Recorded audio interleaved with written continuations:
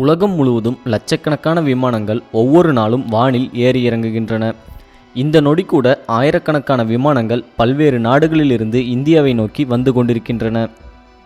சற்று யோசித்து பாருங்கள், நீங்கள் காரிலோ அல்லது பைக்கிலோ செல்லும்போது நடு ரோட்டில் திடீரென வாகனம் எரிபொருள் இல்லாமல் நின்று போவது மிகவும் மோசமான நிலை. ஆனால் இதே நிலை நடுவானில் விமானத்திற்கு ஏற்பட்டால் என்னவாகும்? 1983ஆம் ஆண்டு கனடா நாட்டின் ஃப்ளைட் 143 என்ற விமானத்தில்தான் நடுவானில் எரிபொருள் தீர்ந்த சம்பவம் நடைபெற்றது. அதை பற்றி சற்று விரிவாக இப்போது பார்ப்போம்.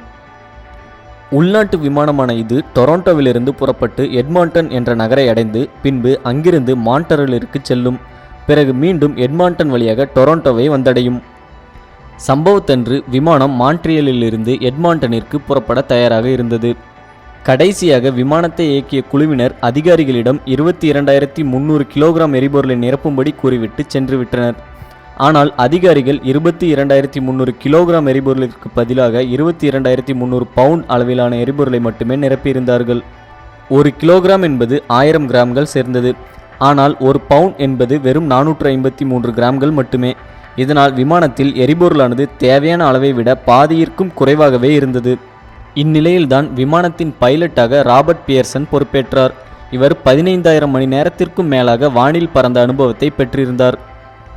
இவருடன் கோ பைலட்டாக 7,000 மணி நேரத்திற்கும் மேல் வானில் பறந்த அனுபவம் கொண்ட மோரிஸ் என்பவர் பொறுப்பேற்றார். இவர்கள் இருவருமே எரிபொருள் குறைவாக இருந்ததை கவனிக்கவில்லை. ஏனென்றால் 1980 சமயங்களில் ஒரு சரியான அளவீடு வரையறுக்கப்படாமல் கிலோகிராம் மற்றும் பவுண்ட் என 2 அளவுகளுமே நடைமுறையில் இருந்தன. விமானம் புறப்பட்டு 41,000 அடி உயரத்தில் பறந்து கொண்டிருந்த போது பாதி பயண தூரத்தை கடந்த நிலையில் திடீரென இடப்புற என்ஜின் செயலிழந்தது. இதனால் வலப்புற என்ஜினை மட்டும் வைத்துக்கொண்டு அருகிலிருந்த வின்னிபெக் என்ற விமான நிலையத்தில் தரையிறக்க முடிவு செய்தார்கள். ஆனால் முடிவு செய்து ஒரு சில நிமிடங்களில் வலப்புற என்ஜினும் தனது செயல்பாட்டை இழந்தது. அடுத்த கட்டமாக என்ஜின்கள் இயங்காததால் மின் பற்றாக்குறையால் உள்ளே இருந்த பல முக்கிய கருவிகள் செயலிழக்க துவங்கின.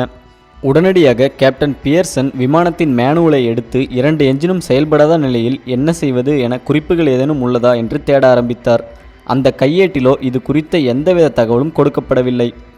இதனால் விமானத்தில் இருந்த 61 பயணிகளையும் காப்பாற்ற என்ன செய்வது என விமானிகள் யோசிக்கத் தொடங்கினர். கேப்டன் பியர்சனிற்கு வானில் வட்டமிட்டு சாகசம் செய்யக்கூடிய கிளைடர் ரக விமானத்தை இயக்கக்கூடிய அனுபவம் இருந்தது.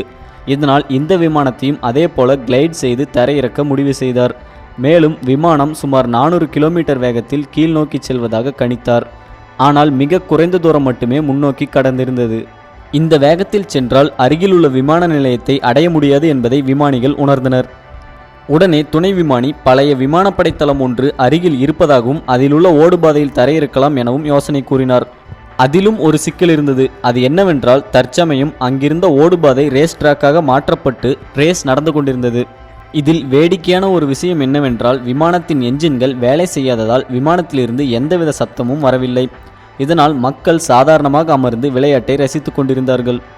இருந்தாலும் வேறு வழியில்லாத காரணத்தால் அங்கேயே தரையிறக்க முடிவு செய்து அதற்கான முயற்சிகளை விமானிகள் மேற்கொண்டனர். ஆனால் மின்சாரம் இல்லாததால் விமானத்தின் சக்கரங்களை நிலையாக வைக்க முடியவில்லை. விமானம் தரையை தொடும்போது அதிர்ஷ்டவசமாக பின் சக்கரங்கள் நிலையாக நின்று கொண்டன. ஆனால் முன் சக்கரம் நிலையில்லாமல் போனதால் விமானத்தின் முன்பகுதி தரையில் உராய்ந்து கொண்டே சென்றது. இந்த உராய்வின் காரணமாகவே விமானம் விரைவாக ஓய்வு நிலையை அடைந்தது.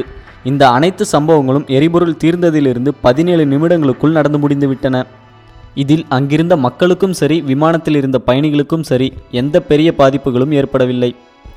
இருந்தாலும் விமானத்தை எடுக்கும் முன்பு அதை சரியாக பரிசோதிக்க தவறிய விமானி 6 மாதம் பணி தாழ்த்தப்பட்டார் மற்றும் துணை விமானி 2 வாரம் பணி நீக்கம் செய்யப்பட்டார். அதன் பிறகு இக்கட்டான சூழ்நிலையில் சரியாக செயல்பட்ட இருவருக்கும் பரிசுகளும் பாராட்டுச் சான்றிதழ்களும் கொடுக்கப்பட்டு மீண்டும் பணியமர்த்தப்பட்டனர். படத்தில் இருக்கும் இந்த விமானம்தான் 1983ஆம் ஆண்டில் நடுவானில் எரிபொருள் இல்லாமல் நின்ற விமானம். வீடியோ பிடித்திருந்தால் தவறாமல் நமது சேனலை சப்ஸ்கிரைப் செய்து கொள்ளுங்கள். மேலும் நோட்டிஃபிகேஷன்களை உடனுக்குடன் பெற பெல் ஐக்கானை கிளிக் செய்து நோட்டிஃபிகேஷனை ஆன் செய்து கொள்ளுங்கள்.